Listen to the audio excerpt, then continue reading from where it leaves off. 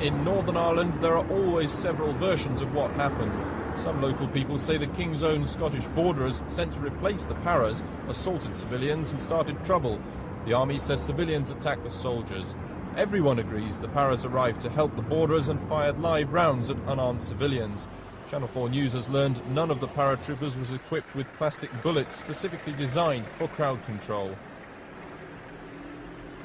This morning, police and soldiers began a search in Coalisland for a heavy machine gun lost during the trouble. Losing any weapons a serious disciplinary offence in the army. Losing something capable of firing 1,000 rounds per minute in a Republican area is a great deal more serious. As the RUC, backed by soldiers, searched vehicles around the town, one British minister accused the IRA of exploiting tensions.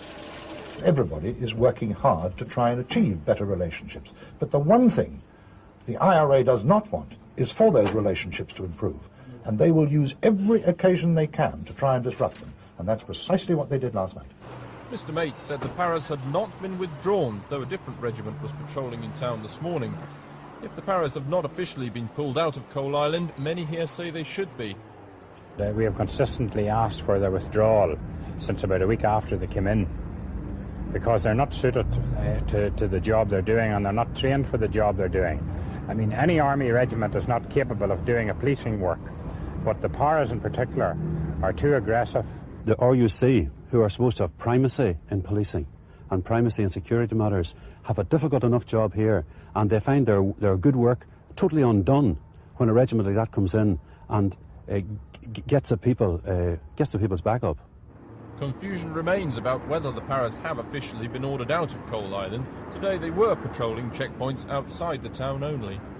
The facts are that 3 para has been pulled out of Coalisland. Now, the army officially is being slightly economical with the facts. For the second time since last Tuesday night, in which the paras were involved in an incident, the GOC has decided to stand them down in that particular town.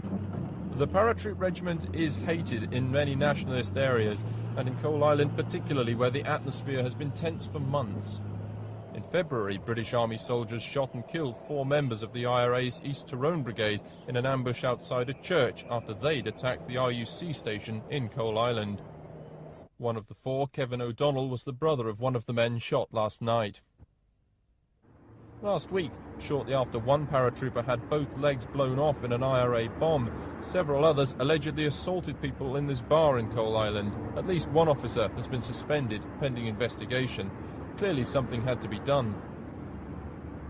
Effectively, they're seen as combat troops. Now, even Ken McGuinness, who understands the nuances of that particular area very well, and he would be very opposed to the IRA, realized that the image of the army was not being enhanced by what was going on there. And as a result of that, I understand that he made representations to have the King's Own borderers put in there. And that's what was happening last night when this incident flared. Though Ken McGuinness believes the paras were restrained. It's very obvious on this occasion, if perhaps not earlier in the week, that they exercised a great restraint insofar as they didn't shoot to kill anyone. They shot to drive the crowd back. But even moderate nationalists in Coalisland say the paras have no place there.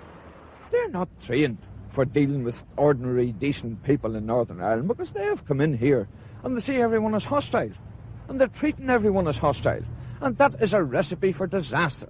We've had soldiers here for the past 20 years. We've never had the same difficulty, and we've had difficulties in the past. We've never had the same problems with soldiers as we've had with the Parachute Regiment over this past 6 or 7 weeks. And a former commander of troops in Northern Ireland agrees the paras are a tough, fast response unit. What does earn them a reputation is that they are rapid in response if they see that something is getting out of hand. Now, I don't know what happened in the initial incident at Coalisland. I do know that Coalisland is a very, very unpleasant spot for soldiers to have to work in. It has been for 20 years. Do not fire back for the moment! And it's 20 years since 1972 when paratroopers shot dead 13 unarmed civilians in Londonderry, Bloody Sunday.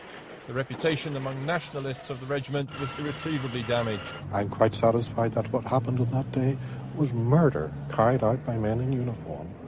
In a quite separate case, currently several paratroopers face criminal charges after 2 young joyriders were shot dead at a roadblock in Belfast. So as the searches continue in Coal Island, the debate about how soldiers should fulfil what's basically a policing role once more dogs a regiment of the British Army.